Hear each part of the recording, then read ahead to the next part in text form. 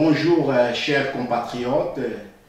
Les points des presses d'aujourd'hui, organisés par la Troisième Voie, s'articulent autour des 4 points, notamment les premiers, la principale raison de la tenue de ces points de presse. 2. Élément important de la Troisième Voie. 3. Pourquoi la diaspora congolaise doit-elle soutenir la Troisième Voie? Et enfin 4. Invitation aux Congolaises et Congolais en général et de Québec en particulier à s'adhérer à la Troisième Voie. 1. La principale raison de la tenue de ces points de presse, c'est sensibiliser la communauté congolaise de Québec à jouer son rôle dans l'amélioration de la situation socio-politique en RDC à la suite d'une série de conférences et de forums sur cette thématique à Québec. Le plus récent, les dernières festivités du 30 juin organisées par l'ASECI et la journée commémorative des massacres et violences à l'est de la RDC organisée par Baraz Alakiv. 2. Élément important de la Troisième Voie. La Troisième Voie, un courant de pensée culturelle pour la paix et la bonne gouvernance de la terre. Les plans politiques d'un courant n'est pas en réalité à confondre avec les partis politiques. Il inclut les pensées, entre-temps vision, idées, les actions, conférences, forums, jurys, commissions, meetings, et les organisations politiques, entre parenthèses, personnalités, partis, cartels, regroupements, qu'une pensée propose au monde. Tandis que les partis politiques est un des moyens que le courant met en place pour se réaliser ou atteindre un but sur sa dimension politique. Nous ne devions plus continuer à être spontanément opposants ou mouvanciers de la droite et de la gauche sans comprendre ce que nous voulons et comment pouvons-nous arriver au bonheur de notre pays. Nous ne devions plus passer du temps dans les débats de la forme de l'État en lieu et place de celui de son fond. Si donc la politique ne marche pas dans un pays, plus rien ne peut encore marcher. Nous devons ainsi politiquement libérer l'homme de l'ignorance politique. C'est pourquoi nous avons créé l'Académie politique de la bonne gouvernance. En politique, la pensée précède l'action et l'organisation. Certes, si nous n'avions pas une autre vision d'État en dehors de celle des autres voies qui existent, nous n'aurions pas créé de nouvelles organisations ou partis politiques. Nous luttons ainsi contre les conflits du leadership, de succès, de succession, d'interférences négatives de familles biologiques, des leaders aux œuvres de leurs parents, de la gestion calamiteuse des fonds du tribalisme. La diabolisation de la politique. Dans la plupart des religions et cultes, la politique est diabolisée et considérée comme affaire de ceux qui ne connaissent pas la volonté de Dieu. Beaucoup de chrétiens, par exemple, ne savent pas que la politique du travail, de la bonne gouvernance et de la justice sur la terre est une recommandation de Dieu pour ses serviteurs. En référence, Genèse, chapitre 1, verset 26, Psaume, chapitre 115, verset 16, Matthieu, chapitre 16, du verset 9 au 10, Apocalypse, chapitre 11, verset 15. En effet, Moïse était à la fois prophète, politique et amoureux de la science. Jésus-Christ aussi est mort pour des raisons politiques. Voilà pourquoi nous avons créé l'Académie spirituelle de la bonne gouvernance pour montrer aux croyants leurs droits, devoirs et jugements politiques. Car en réalité, celui qui n'aime pas son pays, n'aime pas son corps et non plus son Dieu. Nous pensons que la démocratie n'est pas piégée dans la plupart des pays du tiers-monde, mais elle constitue elle-même un piège dans la mesure où ces politiques culturelles s'articulent dans un régime qui oppose l'élite à son électeur les aspirations populaires et les résultats des urnes, la nation et la circonscription électorale, l'éligible, c'est-à-dire les candidats, et l'institution chargée d'organiser l'élection. Ces pièges se manifestent par la récurrence du néocolonialisme, d'une part, et d'autre part par l'incompétence, l'inconscience nationale et l'absence de la démocratie culturelle ou des démocrates au pays. L'enfoumocratie est sans doute la solution alternative que nous confessons en troisième position pour aider la démocratie de résoudre les problèmes de tous les peuples qui l'exploitent. Au Congo, par exemple, nous avons le même type d'homme qui, lorsqu'il est au pouvoir, ne fait rien pour les salut de son peuple, mais qui, devenu opposant, s'érige en faiseur de leçons. Les décoloniser et les démocratiser gèrent de la même mauvaise manière malgré les positionnements respectifs. Voilà pourquoi, malgré la succession des régimes et des gouvernements, rien de bon n'arrive. Le leadership de l'opposition était exercé par contestation, négation ou dénonciation des abus du pouvoir, sans alternative ni contre-position en faveur du pays. Et celui de la majorité ou de la totalité d'un pouvoir est fondé par et sur les mensonges, la flatterie, les fanatismes sans solution, question d'État. Il existe des mensonges idéologiques sur les systèmes de lois électorales injustes, des prédateurs politiques et des électeurs inconscients. Par exemple, la démocratie qui était plébiscitée comme la meilleure organisation pour les pays africains soulève aujourd'hui de graves inquiétudes. Défini comme pouvoir du peuple par le peuple et pour le peuple, un conflit existe aujourd'hui entre la volonté populaire et les résultats des urnes au Congo, en Afrique et au monde. La démocratie devient ainsi sans doute un piège dans la mesure où les patrons du monde lui assignent un contenu qui ne peut que répondre à leurs besoins. Il y a dans chaque État animal la présence d'une élite nationale, ignorante et inconsciente face à la masse non informée. Voilà pourquoi nous devons organiser des actions, c'est-à-dire des campagnes, conférences politiques, émissions, jurys, tribunes d'expression populaire, centres d'études politiques, films, etc. pour équiper l'élite, la masse et l'opinion internationale en faveur de la paix et de la bonne gouvernance. Car la démocratie ne pourra donner la bonne gouvernance que si chaque pays obtient l'élite et la masse politiquement consciente. But de la politique de la troisième voie. Les plans politiques du courant se battent pour atteindre la paix et la bonne gouvernance de la terre entre les hommes, les peuples et les États et les continents dans la loi de l'équilibre socio-naturel. Nous aurons maintenu les classes sociales avec humanité et sécurité éternelle. Objectif du plan politique de la troisième voie. Le plan politique a pour objet l'émergence des hommes d'État, de la culture politique et du système politique de la bonne gouvernance qui concilie les pouvoirs individuels, populaires, institutionnels et diplomatiques. Objectif du plan politique de la troisième voie. Enseigner aux croyants et aux chercheurs la portée spirituelle et scientifique de la pensée, de l'action et de l'organisation politique. Enseigner aux diplômés ou aux scientifiques à utiliser leur expertise pour la bonne gouvernance de leur cité. Enseigner aux politiciens la conception utilitaire de l'action et de l'organisation politique, à savoir l'exercice du pouvoir pour le bien-être communautaire. Et faire fonctionner l'académie politique de la bonne gouvernance pour la création des hommes d'État spirituellement, intellectuellement et politiquement équipés. La devise de la troisième voie est esprit, corps et milieu. Soit un esprit sain dans un corps et milieu sain.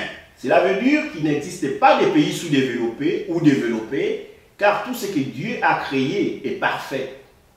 il n'existe que des esprits sous-développés qui détruisent leur corps et leur pays. La voie nouvelle vise d'abord la purification spirituelle de l'homme qui entraîne automatiquement des transformations physiques et environnementales de sa vie.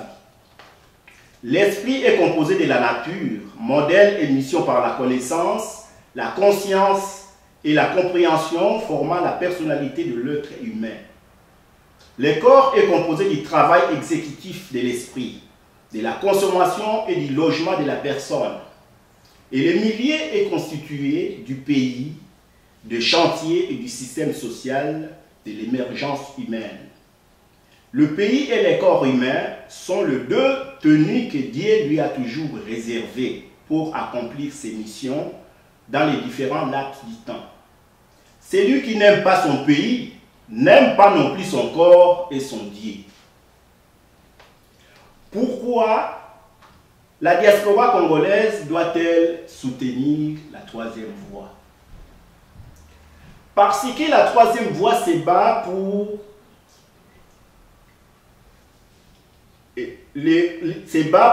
que progressivement les pouvoirs d'État soient exercés par et pour tous les citoyens nationaux et expatriés du pays, du continent et du monde. B. La prospérité, entre parenthèses, les patrimoines et les richesses nationales, soient équitablement répartis entre tous les citoyens nationaux et expatriés du pays, du continent et du monde. Chaque citoyen, suite au partage juste du pouvoir et de la prospérité nationale, puisse avoir la possibilité de former la famille heureuse et offrir au pays, continent et au monde des hommes de qualité pour la conduite de la terre. Invitation aux Congolaises et Congolais en général et de Québec en particulier à s'adhérer à la troisième voie. Quiconque intéressé par cette invitation pourra contacter les personnes suivantes. 1. À Québec, il y a M. Hussein Moukamba Kankolongo, cellulaire 1-418 956 6953. Je répète, 1-418 956 6953. À Montréal, M. Claude Wiseman, 1-438 99 42 228. Je répète, 1-4-3 89 94 22 28. Et enfin, à Kinshasa, M. Fumuto Tobasanga, plus 243 99 81 0 99 05. Je répète, 243 99 81 0 99 05. Je vous remercie. Bonjour messieurs, c'est Maïssa de la chaîne Jampo News Channel ici de la ville de Québec. Pouvez-vous vous présenter pour que nos auditeurs puissent savoir qui vous êtes? Merci Madame Maïssa. Je m'appelle Monsieur Hussein Moukamba Kankolongo. Donc je suis Congolais d'origine. Ma province d'origine c'est les Kasaï oriental, zone de Lusamo et sous-région de Sanko. Et donc je vis à Québec depuis presque 7 ans, depuis 2006. Donc j'aime contribuer de mes expériences dans beaucoup de communautés congolaises, tout simplement pour aider nos frères et sœurs, pourquoi pas notre pays.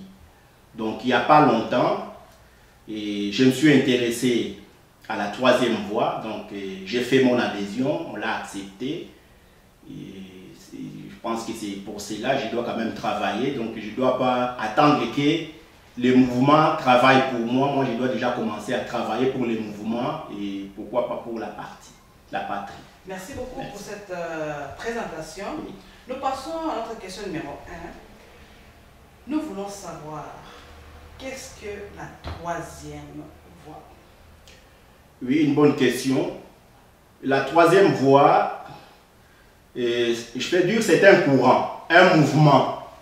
Il ne faut pas la confondre avec un parti politique. Donc, un courant et un mouvement, c'est une pensée où on doit quand même faire un plan, réaliser des actions. Et dans ces courants, on a aussi un plan politique. Donc, le plan politique est inclus dans notre mouvement, dans les courants qu'on appelle la troisième voie. Et donc, notre objectif, c'est de restaurer vraiment un état de droit en faisant participer la diaspora. Donc, c'est ça vraiment un peu de différence par rapport aux autres partis. Donc, nous, vraiment, la troisième voie compte beaucoup sur la participation dans la diaspora. Merci beaucoup. Oui. Notre deuxième question. Nous voulons savoir votre idée politique, c'est-à-dire l'idée politique de la troisième voie et comment vous voyez le Congo de demain. Et d'après notre pensée, nous souhaitons un Congo vraiment qui respecte ce qu'on appelle l'état des droits. Un Congo où on ne voit pas seulement des figures politiques, c'est-à-dire par exemple, si M. Fumutoto n'est plus là, il faudrait que la troisième voie continue. Prenons l'exemple des démocraties occidentales. Nous voyons le socialisme. Il y a plus de Mitterrand qui ne sont plus là, mais les partis politiques continuent à vivre. C'est ce que nous voulons pour la troisième voie. Que ce ne soit pas un parti politique, si la personne active n'est plus là, c'est vraiment la fin du parti. Non, nous voulons vraiment une démocratie où l'état des droits est respecté et vraiment pas une affaire par exemple des familles, des familles politiques, des parents, non. Donc c'est ça vraiment notre idéologie et pour l'avenir de la démocratie au Congo. Merci beaucoup.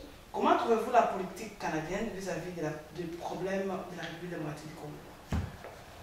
Bon, mon point de presse n'est pas axé sur faire le jugement des autres. Moi, comme je l'ai dit, c'est surtout pour sensibiliser la diaspora congolaise, puisque nos solutions ne proviendront pas des Occidentaux. Ça, nous devons déjà nous mettre en tête, nous devons être conscients de cela. Et je peux donner un avis personnel, mais ce n'est pas un avis du parti ou bien du mouvement.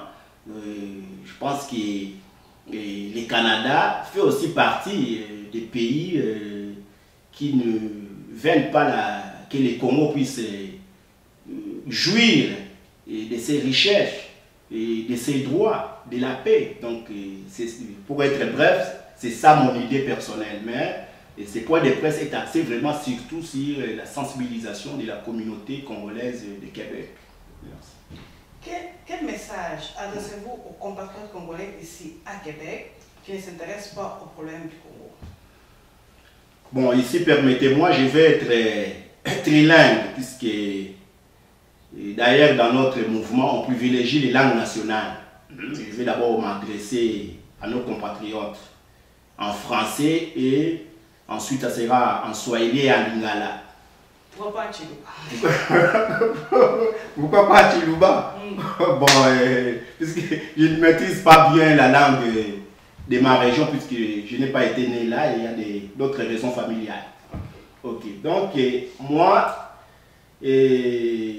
j'invite les Congolaises et les Congolais, en général de la diaspora du monde, et plus particulièrement des Québec, à s'impliquer dans les processus démocratiques de notre pays. Si je le fais, c'est suite à un constat.